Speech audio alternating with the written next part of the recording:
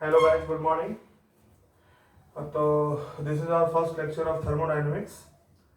ठीक है, तो हम लोग शुरू करते हैं बिना बात के। तो ऐसे लेक्चर्स आते रहेंगे, एक दिन पे 2 दिन पे, जैसे ही टाइम मिलेगा मुझे। तो शुरू करते हैं हम लोग। तो थर्मोडायनेमिक्स, तो सबसे पहले बात कर लें व्हाट इज थर्मोडायनेमिक्स। तो थर्मो का मतलब होता है हीट। थर्मो का मतलब क्या होता है? हीट। एंड डायनेमिक्स मतलब होता है मोशन। तो हम लोग क्या कर सकते हैं, मतलब हीट फ्लो के बारे में स्टडी करेंगे डिफरेंट प्रोसेस के दौरान, डिफरेंट रिएक्शंस के दौरान। ठीक है ना? तो शुरू करते हैं हम लोग। ठीक है, ओके। तो कैसे जाएगा पहले इसका? Thermodynamics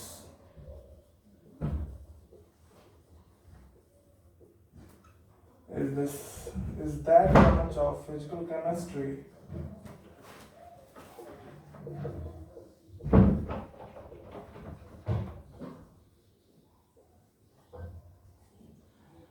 which deals with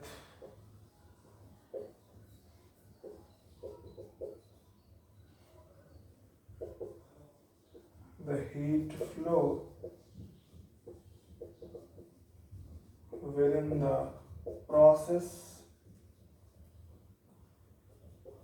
or in a system or the study of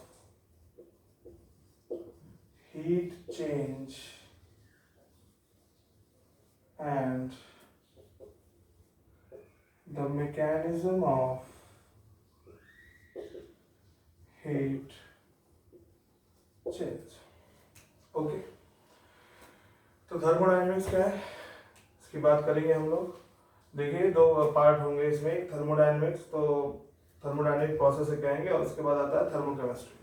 ठीक है, तो नोट कर लेंगे पॉज करके इसको। अब देखिए, सबसे पहले थर्मोडायनेमिक्स को समझने के लिए सबसे जरूरी क्या है कि इसमें सिस्टम और सराउंडिंग को समझना। इसको समझना, सिस्टम क्या है, सराउंडिंग क्या है, बाउंड्रीज क्या है। इसको डेफिनेशंस को देखते हैं, छोटी छोटी बातें हैं। ठीक है ना? देखो, मान लीजिए ये मैंने एक ऐसा सर्कल बनाया, दिस इज यूनिवर्स। ये क्या है बाबू? This is universe. यूनिवर्स समझते हैं। मान लो बीच में क्या है? सन। और ये पूरा क्या है स्ट्रक्चर? एक यूनिवर्स है।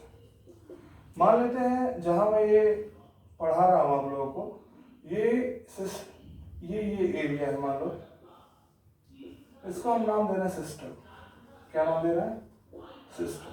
ध्यान से देखेंगे, सिस्टम किसी भी यूनिवर्स का वो पार्ट होता है जहां पर हम कोई कार्य कर रहे होते हैं, जहां पर हम कोई एक्सपेरिमेंट कर रहे होते हैं, या तो वो एरिया जो हमारे नियंत्रण में है, जो हमारे ऑब्जर्वेंस में है। ध्यान से इस बात को समझेंगे कि जिसके चेंजेस हमारे हाथों हो सकते हैं, मतलब जहां पे जो वेरिएशन टेम्परेचर, प्रेशर, हम उसको अपने से कंट्रोल कर सकते हैं। तो यूनिवर्स का वो हिस्सा जो हमारे कंट्रोल में है, जो हमारे ऑब्जर्वेशन में है, that is called system.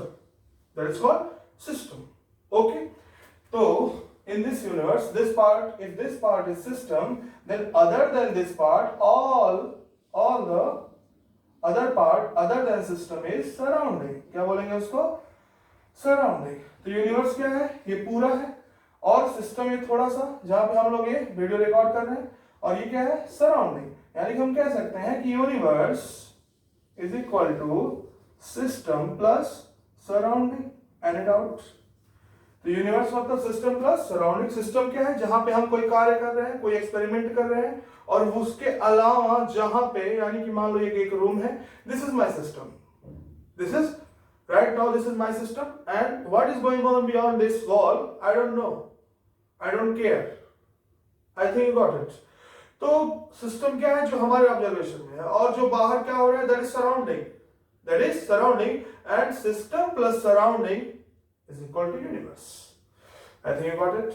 Okay, so yeah, you can note down। अब देखिए, एक और एग्जांपल देता हूं। मान लीजिए ये एक बहुत बड़ा भगोना है। भगोना समझते हैं आप लोग, है कि नहीं? देखिए ध्यान से, ये बर्नर्स फ्लेम लगे हुए हैं, यहाँ से हीट मिल रहा है इसको, पानी है मान लो, इसमें उबल रहा है, क्या हो रहा है, पानी उबल रहा है, अभी तो मान लो इसमें कवर नहीं किया है। तो एक बात बताइए, यहां से पानी कुछ देर बाद वेपोराइज होके बाहर जाएगा, बताइएगा जाएगा कि नहीं जाएगा? तो ये सिस्टम है अपना, कौन सा, ये जो कंटेनर है, ये जो भगोना है, ये बाबू क्या है, ये सिस्टम है अपना। और जब पानी भाप बन के बाहर जा रहा है, यानी कि अब वो सिस्टम से दूर जा रहा है, यानी कहां जा रहा है, सराउंडिंग जा रहा है, कहां जा रहा है, सराउंडिंग। तो ये सिस्टम है, this is system, this is system, and all the area other than system is surrounding. ठीक है, सिंपल, बहुत सिंपल है। तो देखिए पूरे थर्मोडायनेमिक्स में हम बस यही स्टडी करने वाले हैं कि सिस्टम से सराउंडिंग और सराउंडिंग से सिस्टम के बीच में जो एक्सचेंज ऑफ एनर्जी होगा वो किस फॉर्म में होगा। बस दो फॉर्म में होता है, heat and work, heat and work. ध्यान समझे, हम क्या स्टडी करेंगे कि पूरे थर्मोडायनेमिक्स में कि जो एनर्जी फ्लो होगी वो किस फॉर्म में होगी, सिस्टम और सराउंडिंग के बीच में एक्सचेंज होगा एनर्जी का, किस फॉर्म में होगा, तो हीट एंड वर्क। हीट को हम पूरे चैप्टर स्मॉल क्यू से डिनोट करेंगे और वर्क को स्मॉल डब्ल्यू से। ओके, कोई दिक्कत किसी, कोई प्रॉब्लम?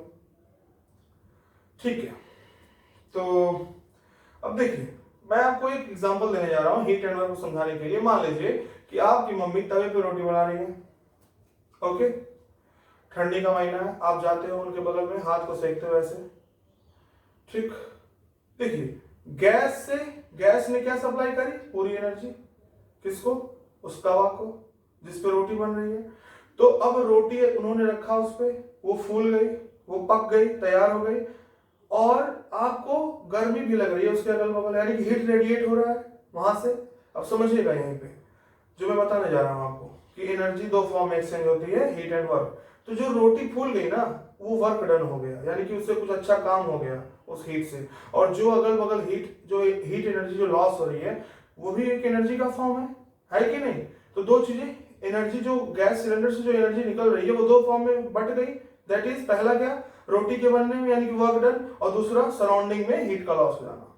समझ गए? तो सिस्टम और सराउंडिंग की स्टडी हम पूरा यहाँ पे करने वाले हैं, ठीक है ना? आई थिंक आपने नोट कर लिया होगा, पॉज करके नोट करते जाइए।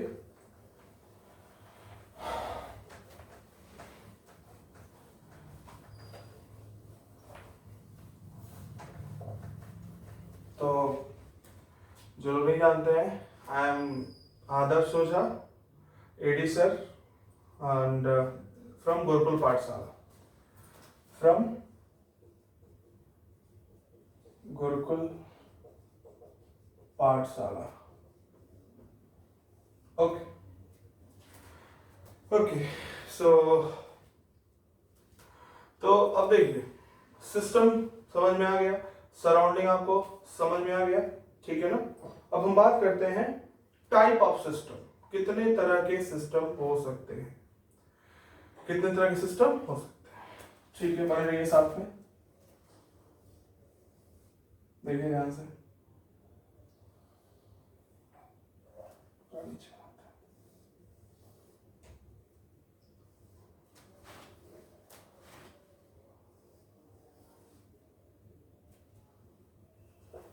थोड़ा सा छोटा बनाते हैं।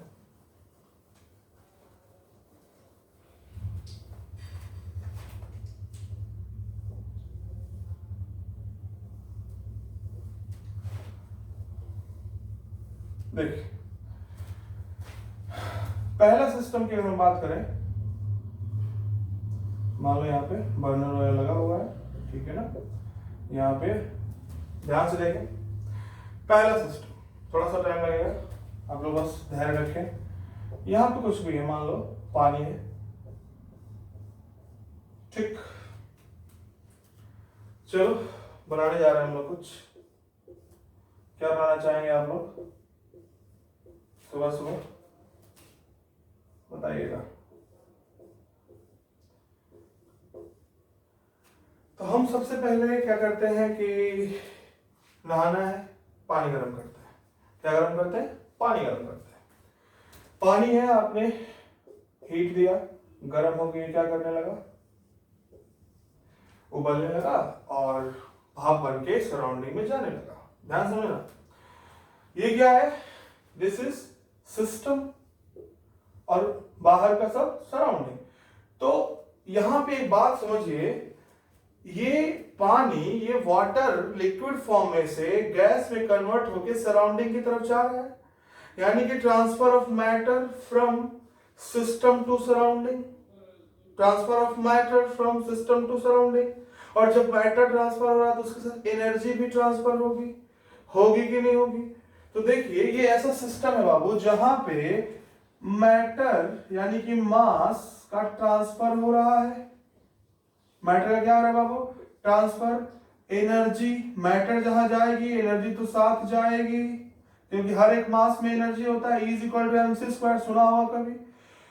तो ऐसा सिस्टम जहां पे मैटर का ट्रांसफर हो फ्रॉम सिस्टम टू सराउंडिंग और सराउंडिंग टू सिस्टम, या तो एनर्जी का ट्रांसफर हो या तो नहीं, दोनों का। अगर मैटर का ट्रांसफर हो रहा है, अगर एनर्जी का ट्रांसफर हो रहा है, तो उस केस में हम बोलेंगे ओपन सिस्टम। कैसा सिस्टम है ये? वो ओपन सिस्टम। ध्यान से समझेंगे, ओपन सिस्टम। पहला सिस्टम कौन सा है? Open system. I think you got it. नहीं आया तो फिर से पीछे जाके आप कर सकते हो। चलिए, अब हम लोग बनाते हैं चावल। क्या बनाते हैं? चावल। ठीक, चावल दाल बन जाए, सुबह सुबह बहुत है, दाल में थोड़ा आलू डाल दिया जाएगा, चोखा बन जाएगा। ठीक है, चावल। अब देखिए, ये क्या था? Water just. और ये क्या है बाबू? इसमें हम राइस बनाएंगे तो पहले वाटर डाला होगा, उसमें क्या डाला होगा? राइस। ठीक, बर्नर ऑन है, गैस चल रहा है, वेपोराइजेशन होगा, लेकिन ऊपर एक बहुत ही टाइट लिड लगा के रखा है आपने। ये यहां जाएगा, यहां पे कंडेंस होकर फिर नीचे आ जाएगा। ध्यान से देख, एक चीज बताइए, ये बर्तन तो गर्म होगा, आप उसे टच करोगे तो वो गर्म होगा, है कि नहीं? बताइए इस बात को। Because the wall of container is good conductor of heat. लेकिन ये चाह कर भी यहां से इसके मैटर को बाहर ट्रांसफर नहीं कर पा रहा है। ध्यान से देखो, इसमें जो पानी है, चावल है, बस अंदर रह जा रहा है, बाहर सराउंडिंग में ट्रांसफर इसका नहीं हो रहा है, एक्सचेंज नहीं हो रहा है। हम कहेंगे कि मैटर ट्रांसफर नील नहीं हो रहा है, लेकिन बाबू एनर्जी ट्रांसफर तो हो रहा है। एनर्जी ट्रांसफर क्या हो रहा है? हो रहा है। कैसे? टच करिए उसको, ना जले तो बताइएगा। तो टच कर रहे हैं, जल रहे हैं, यानी कि हीट बाहर की तरफ ट्रांसफर कर रहा है वो। That means open system, sorry close system. क्या बोलेंगे? ऐसा सिस्टम जहां पर मैटर का ट्रांसफर नहीं होगा बट एनर्जी का ट्रांसफर होगा।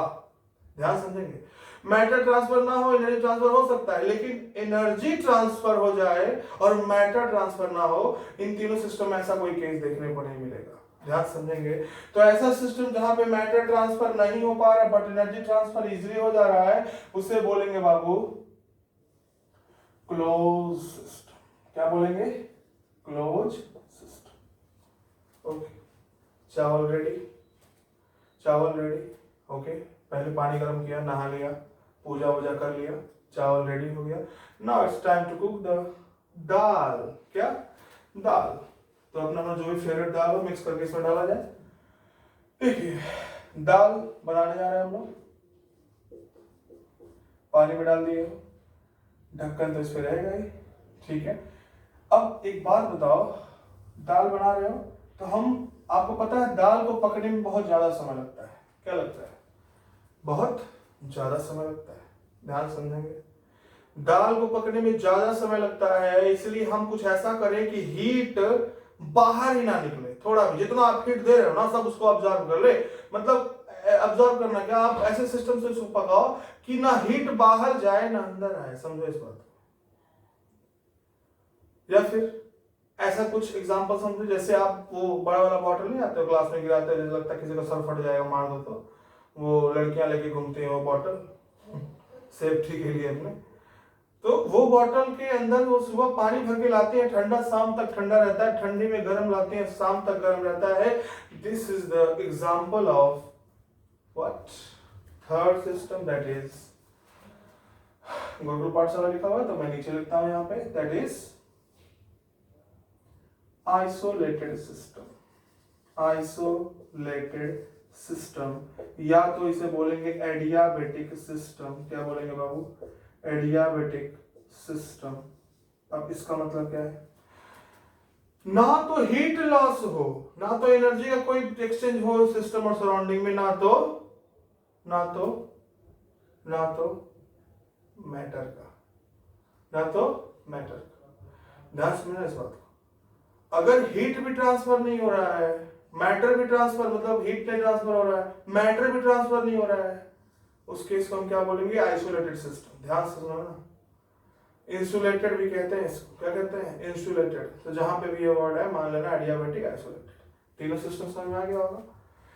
ठीक है, पॉज करके इसको स्क्रीनशॉट ले लें, नोट कर लें, फिर हम लोग आगे की बात करते हैं।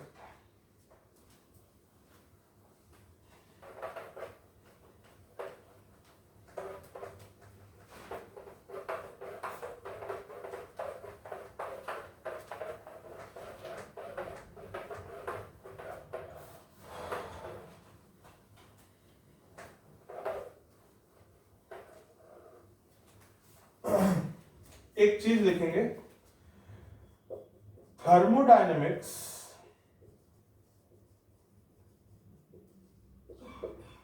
tells us about spontaneity of a system। बता रहा हूं क्या होता है। नेक्स्ट क्या लिखेंगे? Thermodynamics only deals with the study of macromolecules, macromolecules या बल्क में, not micromolecules। ये क्या? इसे मैक्रोस्कोपिक भी लिख सकते हैं, macroscopic system, not microscopic system. देखिए जो सेकंड लाइन मैंने लिखा, ये थर्मोडायनेमिक्स का एक ड्रॉबैक भी माना जाता है कि थर्मोडायनेमिक्स में हमेशा हम बल्क सिस्टम की बात करते हैं, हम बल्क एज ए बल्क लेके चलते हैं, किसी भी एक आयन, किसी भी एक छोटा सा एटम की बात नहीं करते हैं, हमेशा हम एक सिस्टम की बात करते हैं, एक बल्क मैटर की बात करते हैं। यहाँ पे हीट एब्जॉर्ब होगा तो एक सिस्टम द्वारा होगा, वो मैक्रो होना चाहिए, मैक्रो मींस बड़ा होना चाहिए। बड़ा मतलब ये नहीं कि 4 फुट लंबा, ऐसा कुछ बड़ा मतलब नहीं, मतलब कि बल्क में होना चाहिए, एज एग्रीगेट होना चाहिए। मतलब हम कभी एटम की बात नहीं करेंगे, एटम के इलेक्ट्रॉन्स के बारे में, हीट की बात नहीं करेंगे, यहाँ पे हम सीधे as a whole macro system की बात करेंगे। ओके, ये उसकी कमी थी। कमी इस पर हमको डिस्कस करना है, बस बता दिया मैंने कि एक ड्रॉबैक में आता है कि इसने मैक्रो मॉलिक्यूल्स के बारे में कुछ बात नहीं करी। Thermodynamics tells us about the spontaneity. What is the meaning of spontaneity? कोई भी सिस्टम, कोई भी प्रोसेस या तो स्पॉन्टेनियस होगा, नहीं तो नॉन स्पॉन्टेनियस होगा। इस बात को समझेंगे। स्पॉन्टेनियस, अब देखिए ये प्रोसेस आगे चल के 3-4 लेक्चर बाद हमें पढ़ना है पूरा जबरदस्त तरीके से, पूरा इसका एक टॉपिक है स्पॉन्टेनियस प्रोसेस। लेकिन अभी मैं बता दूं, थर्मोडायनेमिक्स का सबसे मेजर जो काम है ये है कि वो किसी सिस्टम, किसी केमिकल रिएक्शन, किसी प्रोसेस के बारे में बताएगा कि वो प्रोसेस, वो सिस्टम स्पॉन्टेनियस है या non spontaneous. Now come to the spontaneous. What is spontaneous?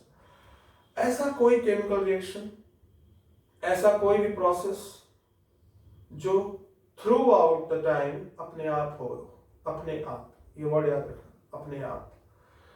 में भी कभी कभी हो आपको शुरुआत करनी पड़े, जैसे बर्निंग ऑफ कैंडल, आपने उसे माचिस से जला दिया, थोड़ी एनर्जी शुरू में देनी पड़ी, बट अब वो 10-15 मिनट अपने आप चलेगा जब तक फिर पूरा का पूरा कैंडल खत्म नहीं जाएगा। Means it is spontaneous process, you are not providing energy throughout the process. समझिएगा, जब नया टीचर क्लास में आता है तो बच्चे से पूछता है what is the difference between evaporation and vaporisation, पूछता है, कभी सुना है? इवापोरेशन एंड वेपोराइजेशन, ध्यान समझो। इवापोरेशन मीन्स, हाँ सर वही H2O liquid converted into H2O water, या फिर कभी भी लिक्विड स्टेट से वेपर में बन जाए। वेपोराइजेशन भी सेम। बच्चे कहते हैं ये क्या, तो थोड़ा सा और दिमाग लगाते हैं, ये फिक्स टेम्परेचर पे होता है। कौन? वेपोराइजेशन। जैसे पानी है तो पक्का 100 डिग्री से बॉयल हो जाएगा, वेपोराइज कर जाएगा, ठीक है ना। लेकिन इवापोरेशन वो डिपेंड करता है कई फैक्टर पे, सरफेस एरिया पे, मॉइस्चर है कि नहीं, समझ रहे ना, तेज धूप है समझे इस बात को। अब जो मेन इसमें बताना जो टीचर सुनना चाहता है ये होता है कि evaporation is a spontaneous process but vaporisation is non spontaneous process. Okay, let me explain this thing. Vaporisation, जब तुम किसी भी एक छोटे से बर्तन, आपका फेवरेट भगोना, उसको अगर गैस पर रखते हो और उसको गर्म करते हो तो पानी एक समय बाद बॉयल होना शुरू होता है। जैसे ही बॉयल हो रहा है, बॉयल होता जा रहा है, आप बंद कर दो, बॉइलिंग रुक जाएगी, आप फिर से खोल दो, बॉइलिंग चालू हो जाएगी, आप बंद कर दो, बॉइलिंग रुक जाएगी। That means it is non spontaneous process and when you providing energy it is boiling, it is vaporising and when you stop the burner the process stops। तो ऐसा कोई प्रोसेस जिसमें एनर्जी देते जाओ तब वो काम होगा, that is non spontaneous. But अगर हम बात करें इवापोरेशन की, तो आप अपने कपड़े को धुलते हो, बाहर ले जाके टांग दो, तो अंदर भी टांग दोगे तो भी सूख जाएगा। इवापोरेशन, उसे आप एनर्जी नहीं दे रहे हो, वो अपनी एनर्जी ले रहा है, वो ऐसा नहीं एनर्जी नहीं उसे मिल रही है, वो अपना एडजस्ट कर ले रहा है, आपको नहीं देनी energy, that is evaporation, that is spontaneous.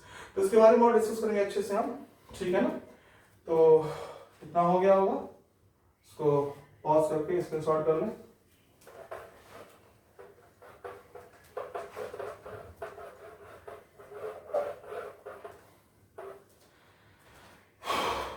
एक चीज और लिखना है कि इन थर्मोडायनेमिक्स लिख लीजिएगा, एनर्जी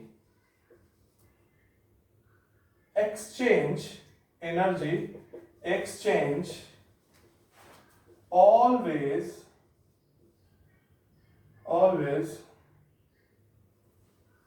ऐसे लिखो, exchange between system and surrounding always in form of heat and work। Heat Q से, डब्ल्यू वर्क को डब्ल्यू से, हम पूरे चैप्टर जैसे मैंने बताया आपको मम्मी वाला एग्जांपल देके, ठीक है। कोई दिक्कत किसी को?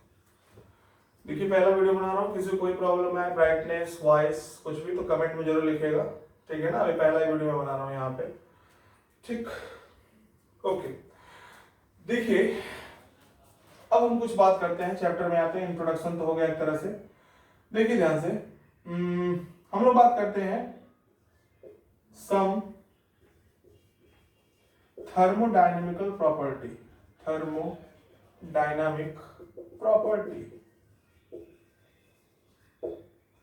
जिसमें पहला आएगा बाबू एक्सटेंसिव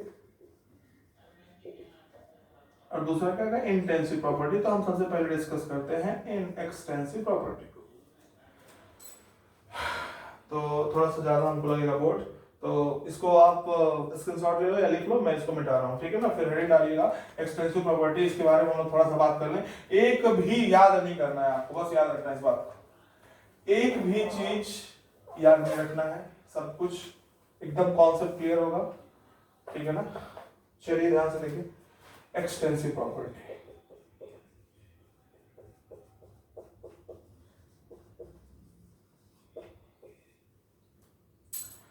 तो आप लोग का फेवरेट क्या है बाबू? पिज्जा मंगाते हैं। मान लीजिए आपने बड़ा सा पिज्जा मंगाया, क्या मंगाया? बड़ा सा पिज्जा मंगाया। चलिए इसको डिवाइड कर दिया आपने चलिए मान लो 2 ही लोग हो, 2 पार्ट में डिवाइड कर दिया हमने। 5 किलो का पिज्जा है, स्पेशल ऑर्डर देके बनवाया गया, इतना मोटा, इतना थिकनेस, बहुत बड़ा सा, रेडियस बहुत बड़ा। एक्सटेंसिव एंड इंटेंसिव समझेंगे with in 2 minutes, just be patience. अब देखिए 5 किलो का पिज्जा, मैंने कहा 5 किलो, मान लेते हैं ना कि टेम्परेचर इसका T रहा होगा, ऐसे लिखो, टेम्परेचर मान लो 100 डिग्री सेल्सियस, नहीं जल जाओगे, 70 डिग्री सेल्सियस पे पिज्जा आपके पास डिलीवर हुआ। प्रेशर जो एटमॉस्फेरिक प्रेशर होगा 180, डेंसिटी मान लेते हैं पिज्जा की 1.2 ले लो, 2 ग्राम पर ml। ओके, मास तो बता दिया मैंने 5 kg, 5 किलो का पिज्जा, मजाक थोड़ी। वॉल्यूम कुछ ऑक्युपाई कर रहा होगा, मान लेते हैं कितना 30 सेंटीमीटर क्यूब वॉल्यूम ऑक्युपाई कर रहा है। एरिया कुछ होगा इस पिज्जा का, पाई आर स्क्वायर से एरिया निकाल सकते हैं, मान लेते हैं कितना, मान लो कुछ भी 10 मीटर स्क्वायर, 10 सेंटीमीटर स्क्वायर, कुछ भी मान लो, मैं थोड़ा प्रैक्टिकल रखना चाह रहा हूँ। ओके, और क्या माने, एरिया हो गया, लेंथ कुछ होगा, मतलब कुछ उसका डायमेंशन होगा, ऐसे लेंथ मान लो कुछ भी, ठीक है। इतनी बातें करते हैं। जब पिज्जा आपके पास पूरा का पूरा था, ये क्वांटिटी इतनी थी, आपने उसे आधा काट दिया, क्या किया, पिज्जा को आधा एकदम नाप करके काटा, एक भी दूसरा बंदा एकदम एक भी पार्टिकल ज्यादा नहीं होना चाहिए, ऐसे तो बंटवारा होता है अगर अच्छी चीजें आती हैं तो। अब एक बात बताओ, हम एक्सटेंसिव इधर लिखेंगे, इंटेंसिव इधर लिखेंगे, बस तुम समझते जाना, तुम बोलते जाना। ऐसी क्वांटिटी जो अमाउंट पे डिपेंड करे, किस पे डिपेंड करे बाबू, अमाउंट पे।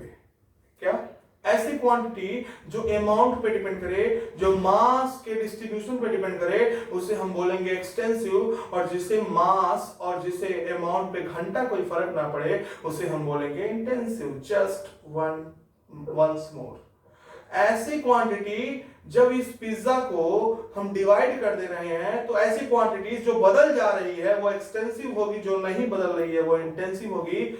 आप बताइएगा। मास 5 किलो था, 2.5 किलो हो गया, मास कैसी क्वांटिटी है, एक्सटेंसिव। वॉल्यूम पहले ज्यादा जगह छेक रहा था, वॉल्यूम मतलब जगह छेकना, जगह ऑक्युपाई करना, पहले कितना था 30, अब आधा हो गया तो 15, यानी कि वॉल्यूम भी क्या है, एक्सटेंसिव। वॉल्यूम क्या है, एक्सटेंसिव। लेंथ कुछ रही होगी, आधा हो गई, एक्सटेंसिव। क्या, एक्सटेंसिव। प्रेशर, पहले टेम्परेचर देख लेते हैं, पिज्जा ठंडा हो रहा है ना मान लो जब डिलीवर किया 70 डिग्री सेल्सियस था, आपने तुरंत काट दिया, तो काटते ही क्या 70 से 35 हो जाएगा। एक बार दिमाग लगाना, कॉमन सेंस, कि जब तुम पिज्जा को काटोगे तो क्या 35 हो जाएगा, 35 डिग्री सेल्सियस। ये कौन सा मतलब कौन सा लॉजिक है, ये खुद सोच के देखना कि जब पिज्जा को काट देंगे तो आधा जब कर देंगे तो टेम्परेचर आधा हो जाएगा, वो भी इतना ही गर्म रहेगा। रोटी ले लो, तोड़ दो, एक इधर रख दो, एक इधर, गर्म वो भी जितना उतना है कि नहीं। यानी कि डिस्ट्रीब्यूशन पे, यानी कि मास पे, यानी कि अमाउंट पे डिपेंड नहीं कर रहा है, यानी कि टेम्परेचर इज इंटेंसिव प्रॉपर्टी। हमारे सर पे कितना प्रेशर लग रहा है, 180 m। आपके सर पे हो सकता तो थोड़ा ज्यादा प्रेशर, एग्जाम जल्दी नजदीक है। जो इस इन्वायरमेंट में प्रेजेंट है, इस एटमॉस्फेयर में प्रेजेंट है, सबके ऊपर कितना प्रेशर लग रहा है, 180 m। तो पिज्जा के ऊपर कितना लगेगा, 180 m। तुम उसे एक नहीं 4 फांकी समझते हो यस, 4 टुकड़ा में कन्वर्ट कर दो तो प्रेशर तो उतना ही लगेगा जितना पहले बड़े वाले पे लग रहा था। यानी कि प्रेशर इज इंटेंसिव प्रॉपर्टी।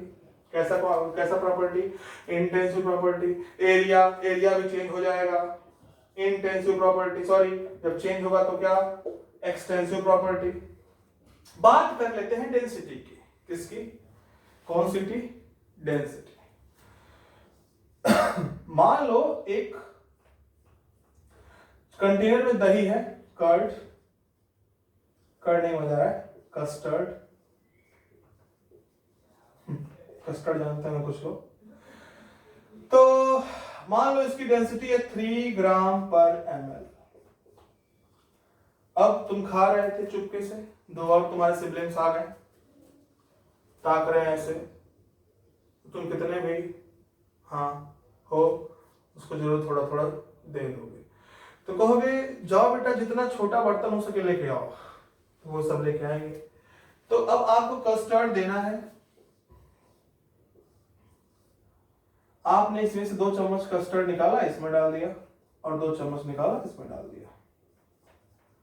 मुझे एक बात बताना, इतना कस्टर्ड था आपके पास, इतना इसको दे दिया, इतना इसको दे दिया, अच्छा एक बात बताओ, डेंसिटी इसकी कुछ अलग हो गई होगी, बताना। अगर इतना थिक लेयर दही का है, कस्टर्ड का है, जब उसको दिए होगे तो क्या पन यहाँ हो गया होगा, बताइएगा। कोई सेंस है इस बात का? नहीं ना। डेंसिटी भी मास पे या अमाउंट पे डिपेंड नहीं कर रही है, समझना। अब कहोगे sir mass density equal to mass upon volume होता है तो डायरेक्टली प्रोपोर्शनल टू मास। अब एक गलत है, मास और वॉल्यूम का रेशियो पे डिपेंड करता है, मास पे डिपेंड नहीं करता है।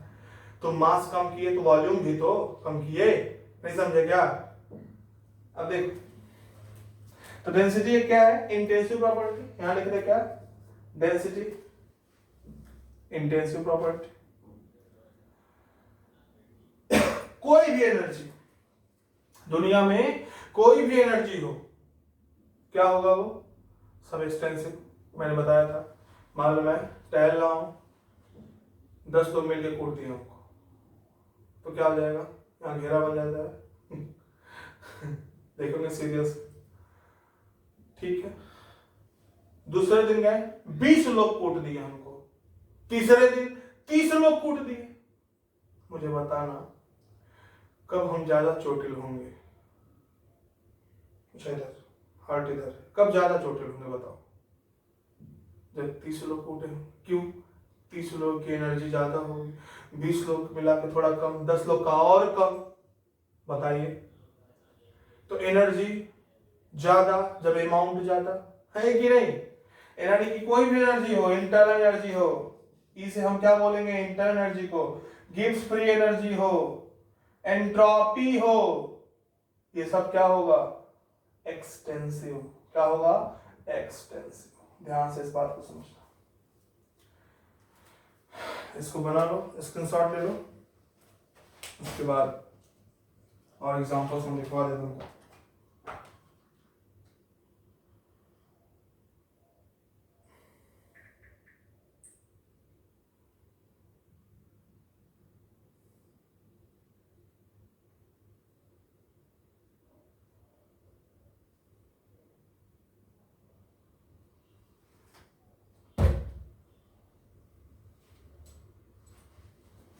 हो गया?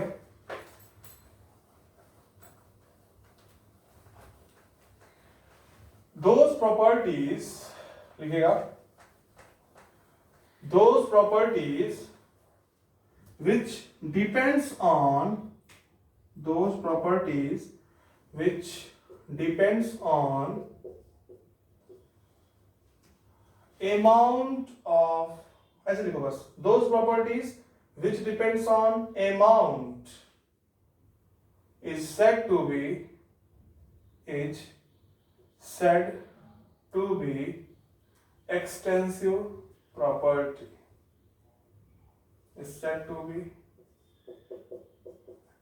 extensive property. Mass, area, length, force, volume, internal energy, entropy, Gibbs. सबको हम टॉपिक वाइज पढ़ेंगे, सारा जितने सब लिख रहे हो ना सब टॉपिक वाइज पढ़ा जाएगा, कोई टेंशन नहीं कि क्या लिख रही है। गिब्स फ्री एनर्जी और एंट्रोपी लिखा क्या? क्या छूटा? इसे बोलते हैं बाबू एंथैल्पी। क्या बोलते हैं? और भी कई सारी चीजें हैं, सब तो नहीं सकता ना मैं, जितनी हो सकी मैंने बता दिया। That is extensive property. ठीक, अब एक बात एक्सटेंसिव प्रॉपर्टी के बारे में बहुत अच्छी जो है, extensive properties are additive in nature. Vector addition वगैरह पढ़े हो ना, एडिशन समझते हो। Extensive property is additive in nature, इस बात को फील कर लेना, अपने आप सारे क्वेश्चन लग जाएंगे, कभी भी कुछ याद करने की जरूरत नहीं पड़ेगी। कहने का मतलब क्या है, 1 किलो चीनी 1 किलो पानी, नहीं ऐसे सही था ये भी, फिर थोड़ा सा सिंपल करते हैं। 1 किलो चीनी 1 किलो भेली, भेली समझते हो, दोनों को मिला दो 2 किलो मटेरियल हो जाएगा, समझो क्या हो जाएगा। तो 1 किलो 1 किलो, किलो क्या है, मास, मास क्या है ध्यान समझो, 1 किलोग्राम मतलब, किलो मतलब एक है समझो, मास क्या है एक्सटेंसिव, तो एक जोड़ दिए 2 हो गया, area 2 metre square 2 metre square 4 metre square, length 5 centimetre 5 centimetre 10 centimetre, energy force सब जोड़ सकते हैं, यानी कि हम लिखेंगे कि extensive property are additive in nature, additive in nature, got it, हो जाएगा, इतने में सारा काम हो जाएगा। बात कर ले इंटेंसिव की, सब कुछ बता दिया है, इसमें डेफिनेशन लिखना ना फॉर्मेलिटी के लिए, नोट्स के लिए। Those properties which do not depends on amount, those properties which do not depends on amount is said to be intensive property. Okay, temperature बोल रहा हूं लिख लेना, pressure, density, all concentration terms, ये क्या होता है जब पढ़ेंगे आप 12th में सॉल्यूशन में, आप जान लेंगे, आप पढ़े होंगे तो जानते होंगे। मोलैरिटी, मोलैरिटी क्यों नहीं डिपेंड करता, क्योंकि फिक्स है, स्पेसिफिक है, 1 मोल, कोई बोल दिया 1 मोल, 2 मोल, 3 मोल, ये क्या है फिक्स करिए ना 2 मोल, तो 2 मोल कोई भी सॉल्यूशन 2 मोलर है, यानी कि 2 mole of solute dissolve in, बताइएगा 1 लीटर ऑफ सॉल्यूशन 2 मोल, तो फिक्स है कि 2 मोल होगा। तो कोई चीज स्पेसिफिक कर देता है ना, तो वो क्या हो जाता है बाबू, स्पेसिफिक से याद है बाबू, हीट कैपेसिटी क्या लिख लेना, हीट कैपेसिटी, ये क्या है एक्सटेंसिव होता है, कैपिटल सी से हम डिनोट करते हैं, लेकिन स्पेसिफिक हीट कैपेसिटी और फिर मोलर हीट कैपेसिटी आएगा, वो क्या होता है इंटेंसिव, बाद में बताएंगे इसको। यहाँ पे लिख लेना heat capacity extensive property, all concentration terms, pH, ठीक है ना, कंडक्ट जो पढ़ते हैं आप, मोलर, कंडक्टेंस, सब लिख लो, नहीं जानते हो जिसके बारे में कोई दिक्कत नहीं है। अब यहां मैं तुमको मोलर कंडक्टेंस नहीं बता सकता, एक साथ लिख लोगे, फिर जब आगे आएगा कभी, जब पढ़ोगे आप इलेक्ट्रोकेमिस्ट्री, वहां पे जब पढ़ोगे ये चीज तो कहोगे हाँ सर ने लिखवाया था, और ये क्या है इंटेंसिव प्रॉपर्टी। इक्विवेलेंट कंडक्टेंस, ठीक है, स्पेसिफिक हीट कैपेसिटी, ये क्या है एसएफसी, देख लो specific heat capacity, molar heat capacity, sign नहीं लिख रहा हूं, इसको स्मॉल एस और इसको स्मॉल सी से डिनोट करते हैं, मोलर हीट कैपेसिटी, ठीक है। ये सब क्या है इंटेंसिव है बाबू, क्या है इंटेंसिव, यानी कि अमाउंट पर डिपेंड नहीं करती हैं। अब देखो सब लिखो पहले और लिखवा देंगे, जल्दी करो।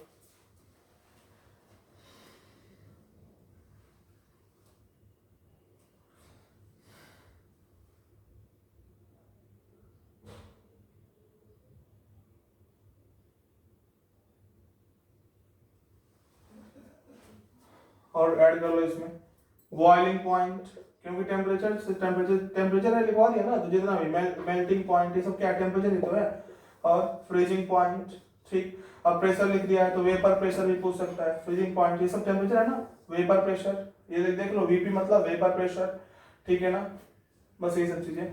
अब देखिए वो क्या था एडिटिव इन नेचर, ये क्या होगा नॉन एडिटिव, इसका क्या मतलब है। एक बाबू बात बताओ, एक दही, एक कटोरा में दही है, दही देखो फेवरेट है, इसलिए बार बार दही दही चूरा पढ़ने से जाने दो। तो एक कटोरा में दही है, दूसरे कटोरे में दही है, दोनों को मिला दो, मान लो इसमें आधा लीटर, इसमें आधा 2 लीटर हो गया, तो ठीक है, एक्सटेंसिव प्रॉपर्टी उसका मास, लेकिन डेंसिटी अभी भी वही रहेगी, समझिएगा। अगर तुम 3-4 दही रख के तो डेंसिटी बदल जाएगी क्या उसकी, मतलब तीनों सेम दही है, उनको मिलाने पे डेंसिटी, मान लो एक दही है 1 ग्राम पर ml का, दूसरा दही है तो वो भी 1 ग्राम पर ml का, दोनों को मिला दिए तो 2 ग्राम पर ml की डेंसिटी हो जाएगी। कोई सेंस है इस बात का क्या? नहीं ना, कोई दिक्कत, बताइएगा। यानी कि डेंसिटी भी क्या है, इंटेंसिव। और हम लिख सकते हैं कि intensive properties are non additive in nature. क्या लिखेंगे? Non additive. यहाँ पे सरफेस टेंशन भी लिख लेना, क्या लिख लेना? Surface tension. सरफेस टेंशन एक वर्ड है जिसका फॉर्मूला क्या होता है? Force of per unit length. उसके बाद एक और याद आ रहा है, ईएमएफ। देखिए इलेक्ट्रोमोटिव फोर्स, ये फोर्स नहीं है, ईएमएफ नाम है इसका, पढ़ेंगे आप फिजिक्स में। ईएमएफ क्या है? इंटेंसिव। याद क्या रखना है? Extensive additive, intensive non additive, ठीक है। अब एक चीज और बताने जा रहा हूं मैं आपको, the ratio of two extensive property, the ratio of two extensive property is always intensive, is always intensive. The ratio of two extensive property is always intensive. ये क्या बोल दिया आपने? देख लेते हैं। Density is equal to mass per unit volume. Mass क्या है? Extensive. Volume क्या है? Extensive. Density क्या है? Intensive. नहीं समझ में आ रहा है? आ रहा है, ओके नेक्स्ट। मैंने बताया सरफेस टेंशन क्या होता है? Force per unit length. Force क्या है? एक्सटेंसिव। लेंथ क्या है? एक्सटेंसिव। सरफेस टेंशन क्या हो जाएगा? इंटेंसिव। तो इससे भी निकाल सकते हो, नहीं याद पड़ रहा है तो नोट कर लेंगे इसको। I think you got it. ठीक, हेडिंग डालेंगे, some thermodynamical function, some thermodynamical function। पहले हेडिंग क्या जाएगी? State function.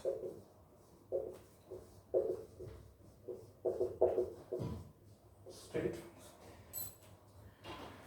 तो स्टेट फंक्शन और पाथ फंक्शन दो चीजों के बारे में बहुत सिंपल सी बात बताएंगे, जिंदगी में याद है, कोई भूलेगा नहीं। स्टेट फंक्शन, स्टेट फंक्शन का मतलब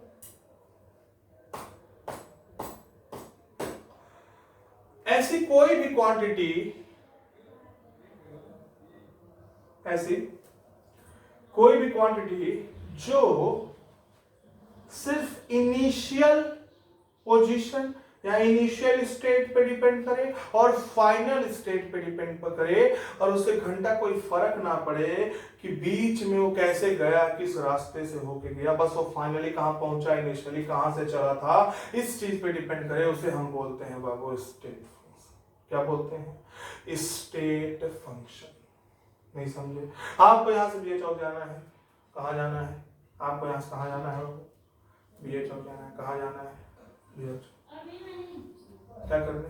बहुत रीजन। चौधरी मिठाई वाला सबसे बड़ा रीजन मेरे लिए, बगल में एडी मॉल है। एडी सर मेरा ही तो है, एडी मॉल नहीं पता है क्या?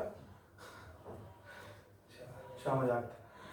अब आप यहां से गए, बाइक है आपसे, बाइक है आपके पास, तो सबसे शॉर्टेस्ट पाथ अपनाओगे। ऑटो है तो जहां से वो ले जाएगा, जैसे उसका रास्ता बना वैसे जाओगे, है कि नहीं? कई रास्ते हैं वहां पहुंचने के लिए, लेकिन हमको किससे मतलब है? वहां चौधरी जाकर रसगुल्ला खाना है तो खाना है। कितना पाथ ट्रेवल किए हमको फर्क नहीं पड़ता। आपको इनिशियल से फाइनल पे पहुंचना है और आप वहां पहुंच गए। कई रास्ते हैं, रास्तों से मतलब नहीं है, वहां पहुंच गए ना, इससे मतलब है। तो इनिशियल और फाइनल पे डिस्प्लेसमेंट हम कहते हैं, द शॉर्टेस्ट पाथ को क्या बोलते हैं? डिस्प्लेसमेंट। तो डिस्प्लेसमेंट को हम क्या कह सकते हैं? It is state function. Thermodynamical state function नहीं, बस समझाने के लिए स्टेट फंक्शन, क्योंकि थर्मोडायनेमिक्स इसका मतलब डिस्प्लेसमेंट का कोई मतलब नहीं है। अब अब रास्तों पे कौन डिपेंड कर रहा है? Distance travel. कौन? Distance travel, that is path function. Got it? यही समझ लेना, सारा कुछ क्लियर हो जाएगा। ठीक है, अब देखो, तो those quantities which depends on initial and final state but do not depends on path is said to be state function. I think you got it. तो हम कैसे लिखते हैं? कोई भी फंक्शन मान डेल्टा एक्स, उसमें हम लिखेंगे x final minus x initial, x final minus x initial. Temperature P2 minus P1 है, final pressure, final temperature minus final TF minus TI, लिख सकते हैं कि नहीं? तो जिसको जो भी स्टेट फंक्शन होगा ना बाबा, उसको आप डेल्टा के फॉर्म में लिखोगे, जो नहीं होगा नहीं लिखोगे। बात एकदम क्लियर है, इस बात को समझना। डेल्टा टी क्या लिख सकते हो? T2 माइनस T1, T2 मतलब T फाइनल माइनस TI लिखो। Delta V V2 minus V1, delta P P2 minus P1, delta E change in internal energy है E2 minus E1, delta S change in entropy क्या है S2 minus S1, delta H change in enthalpy क्या है S2 minus H1, gives free energy delta G क्या लिखोगे? G2 minus G1। तो यानी कि जितने स्टेट फंक्शन होंगे सबको आप किस फॉर्म में लिखोगे बाबू? डेल्टा के फॉर्म में। चेंज, क्योंकि हमें इससे V2 से मतलब है, जब वहां फाइनल वॉल्यूम और इनिशियल से मतलब है, बीच में क्या हुआ हमको नहीं पता, फाइनल और इनिशियल से पता है, उसे हम बोलेंगे स्टेट फंक्शन। तो ये सब एग्जांपल लिख लेंगे, temperature, volume, pressure, internal energy, enthalpy, entropy, gives free energy, ये सब नोट कर लो फटाक से, स्क्रीनशॉट ले लो।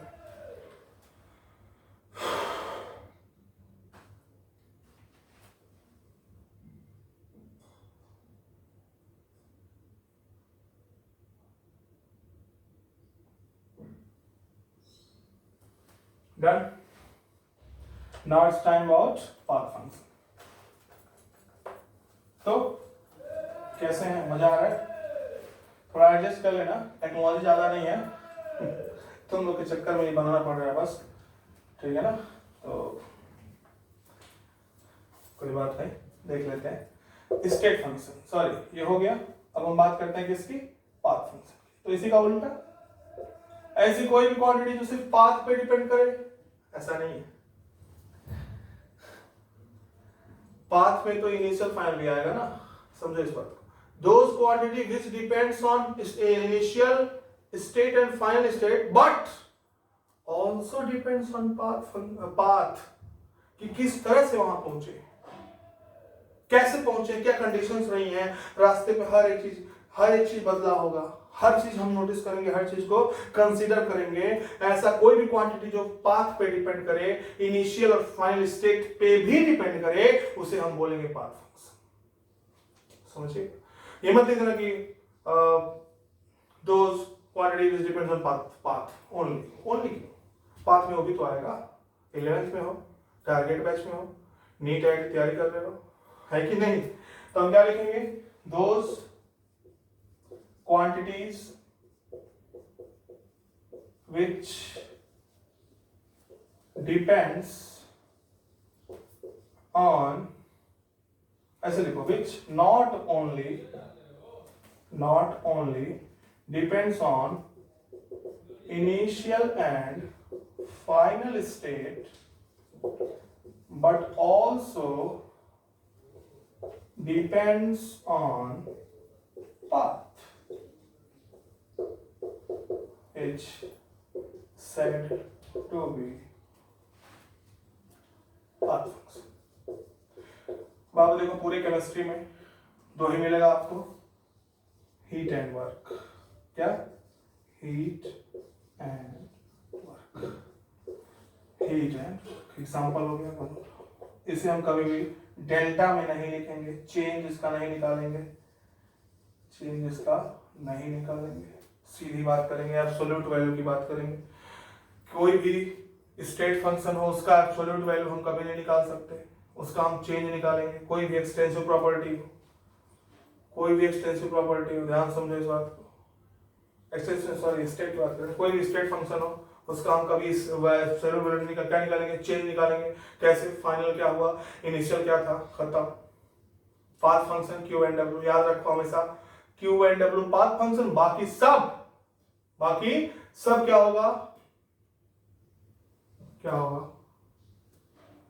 State function. क्या होगा, स्टेट फंक्शन। देखिए ओके, तो थ्योरेटिकल पोर्शन चल रहा है, इसमें ज्यादा क्वेश्चन ऐसे नहीं बनते हैं, फिर भी जो 2-3 क्वेश्चन आए हुए हैं किस तरह से क्वेश्चन पूछ सकता है। सबसे पहले क्वेश्चन आया क्या हुआ है, ध्यान समझेंगे, मैं ऐसे ही ओरली बता दे रहा हूं आप लोग को। देखिए क्वेश्चन एनसीईआरटी एग्जाम्पलर में भी दिया हुआ है कि इसमें से कौन सा क्वेश्चन रॉन्ग है, कौन सा मतलब स्टेटमेंट रॉन्ग है। उसमें क्या लिखा हुआ था कि which of the statement is not correct about the thermodynamics. ठीक है ना, विच ऑफ द स्टेटमेंट लिख ही देता हूं, नॉट करेक्ट फॉर थर्मोडायनेमिक्स। ठीक है, पहला दिया हुआ था it deals with macroscopic system. फिर दूसरा दिया हुआ था it tells us about spontaneity. तीसरा दिया हुआ था, तीसरा क्या दिया हुआ था, it deals with microscopic system, microscopic system. ठीक है, चौथा भी कुछ दिया हुआ था लेकिन वो पढ़ाया नहीं अभी, तो याद रखो ये तीनों। It deals with microscopic system, सही है, बता रखा है। It tells us about spontaneity, बता रखा है। इट डील्स विथ माइक्रोस्कोपिक, ना ना ना, गलत है कि नहीं। तो अब एक्सटेंसिव इंटेंसिव के भर के क्वेश्चन आए हुए हैं, 4 ऑप्शन दे देगा, बोलेगा इसमें कौन सा एक्सटेंसिव, कौन इंटेंसिव, कौन है पाथ फंक्शन, कौन है स्टेट फंक्शन। समझ रहे हो इसमें, बहुत आसान है, कोई दिक्कत नहीं, सब कुछ याद नहीं करना है, कुछ भी याद नहीं रखना है, बस सबको कॉन्सेप्ट से समझना है। तो हम लोगों ने क्या पढ़ा अभी, आज थोड़ा वीडियो है, आज पहला ही है तो थोड़ा छोटा रखते हैं इसको। तो क्या पढ़ा हमने, थर्मोडायनेमिक्स होता क्या है, क्या पढ़ना है हमको, ठीक है ना। थर्मोडायनेमिक्स में हीट के बारे में बात करते हैं, ये सब बातें की, वो इसमें हीट का जो एनर्जी का एक्सचेंज होता है हीट एंड वर्क के रूप में होता है, ठीक है ना, ये पढ़ा हमने। उसके बाद क्या पढ़ा कि कितने तरह के सिस्टम होते हैं, ओपन, क्लोज, एडियाबेटिक को आइसोलेटेड भी कहते हैं, इंसुलेटेड भी कहते हैं, याद रखना ये सब चीजें। और उसके बाद क्या पढ़ा हमने, एक्सटेंसिव इंटेंसिव पढ़ा, पाथ फंक्शन और स्टेट फंक्शन, सारा कुछ याद रखेंगे, नोट्स बना लेंगे अच्छे से, सारा का सारा ये सीरीज चलता रहेगा, ठीक है ना। Thank you so much for supporting guys and okay, मिलते हैं फिर नेक्स्ट एपिसोड। Thank you.